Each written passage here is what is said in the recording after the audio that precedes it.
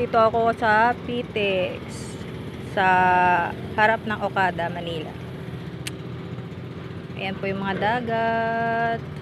Kaso lang kasi medyo makulimlim ang panahon ngayon, kaya yan, medyo madilim ang kalangitan.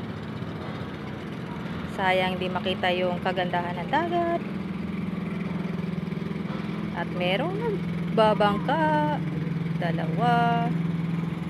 Ayun sila. Ayan ang view dito, taas ng building. Ayan, ganyan siya guys, napakaganda ng view. At meron pang swimming pool dito, tapos ang harap dito dagat. Kaya ayun, hello kuya. So yun lang for today's video, bye bye.